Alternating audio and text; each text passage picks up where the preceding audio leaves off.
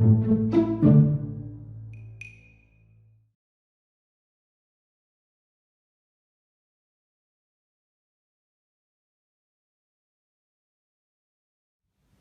a ver las últimas células que nos quedan ver del tejido sanguíneo de la sangre, que son las plaquetas.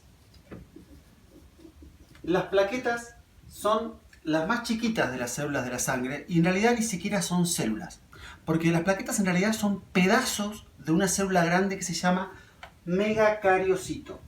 El megacariocito es una célula que se forma, como todas las células de la sangre, en la médula de los huesos largos principalmente, de los brazos y en las piernas. Ese megacariocito se parte en pedacitos chiquitos y conforma lo que se conoce con el nombre de plaquetas, que serían pedazos de células. Pedazos de células que tienen su membrana plasmática, como todas células, están rodeadas de tejido, pero no son células completas. Son mucho más chiquitos que los glóbulos rojos, unas 15 veces más chiquitos. O sea que en una escala de tamaños, el glóbulo blanco es la célula más grande de la sangre y la plaqueta sería la célula más chiquita de la sangre, aunque no es una célula propiamente dicho. ¿Para qué participan las plaquetas en nuestra sangre? Bueno, hacen algo muy importante, que es generar un fenómeno que se conoce con el nombre de coagulación. La coagulación de la sangre es un fenómeno complejo que básicamente lo que hace es formar un tapón para evitar que uno pierda sangre cuando hay una herida en el capilar sanguíneo.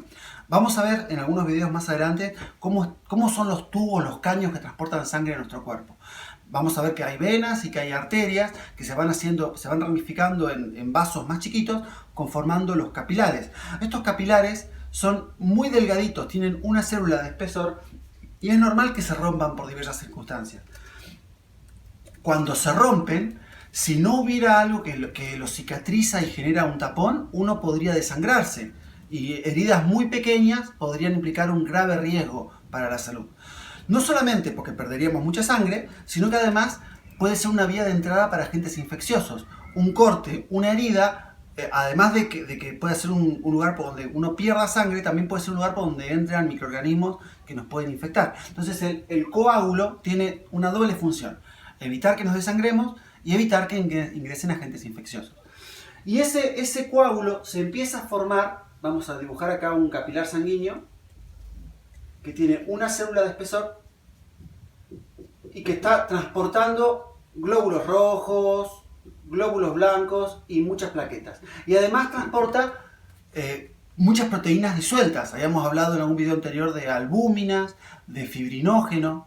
Bueno, el fibrinógeno es una de las proteínas más importantes que van a participar en la formación del coágulo. El fibrinógeno junto con las plaquetas.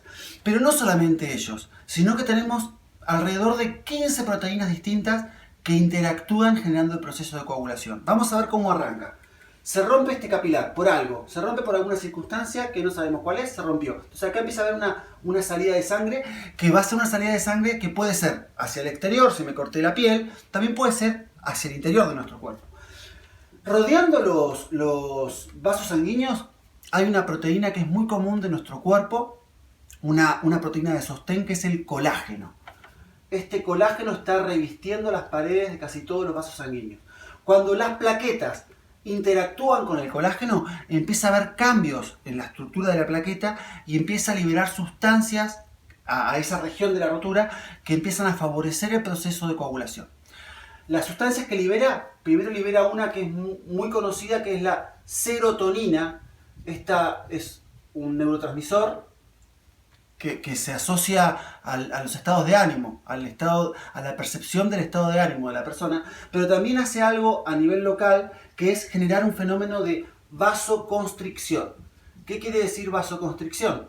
Que el vaso sanguíneo se angosta, se hace más chiquitito para evitar que circule sangre. La vasodilatación es lo contrario, es dilatar el vaso sanguíneo para que circule más sangre. Eso puede pasar cuando uno se pone colorado, por ejemplo, porque tiene vergüenza. Bueno, se pone rojo porque se vasodilataron los capilares, llegó más sangre al lugar.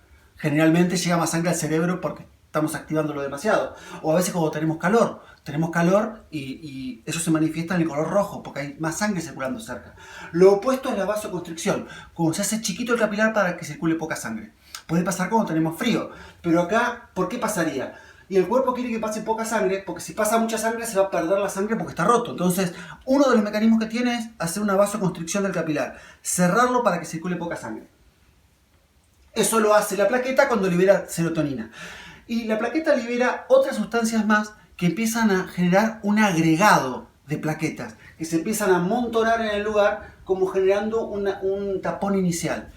Y se dispara un proceso, una cascada de conversiones proteicas, empieza a haber proteínas que se empiezan a transformar en otras proteínas, que es complejo de verlo, pero básicamente este sería el resultado final. El fibrinógeno, que es una proteína que está disuelta en la sangre, se transforma en fibrina, que es una proteína insoluble en la sangre. Como es insoluble, se manifiesta como un coágulo, forma una red. De hecho, literalmente forma una red. Si uno ve fotos a microscopio de un coágulo sanguíneo, una cascarita que se hacen cuando se cortan, van a ver que hay una red de fibrina en donde están metidos muchas plaquetas, muchos glóbulos rojos, muchos glóbulos blancos que quedan atrapados en esa malla. Bueno, este fibrinógeno transformándose en fibrina es el resultado final de la coagulación. Pero la coagulación es un fenómeno muy complejo que implica la transformación de muchas proteínas. De hecho, participan más de 10 proteínas en la coagulación, alrededor de 15.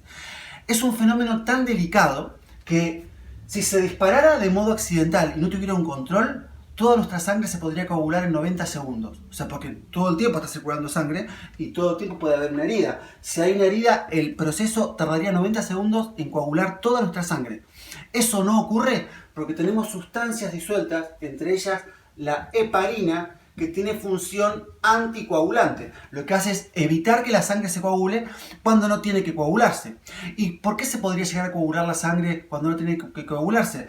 Porque tal vez una plaqueta roza la pared y se rompe y dispara y saca la serotonina y las demás sustancias que disparan los procesos. Para evitar que haya un accidente, es que nuestro cuerpo tiene sustancias como la heparina que tienen función anticoagulante, evitan nuestra coagulación. Hay algunos medicamentos como la aspirineta que su consumo puede generar fenómenos de anticoagulación y transformar la sangre, hacerla más fluida, y esto generaría un problema si la persona tiene un corte y se desangraría más fácilmente que si no está bajo los efectos de ese medicamento. Por otro lado, algunos hábitos dietarios, como por ejemplo el consumo de muchas grasas saturadas, puede ir generando deposiciones en las paredes de estos capilares, en los endotelios, en donde pueden chocar las plaquetas y disparar procesos de coágulos. Esos coágulos se pueden formar y tapar la luz del capilar y generar un infarto. O sea, el infarto no es otra cosa que la falta de oxígeno porque no está circulando sangre. Básicamente, a nivel de peligro de vida, es en dos lugares.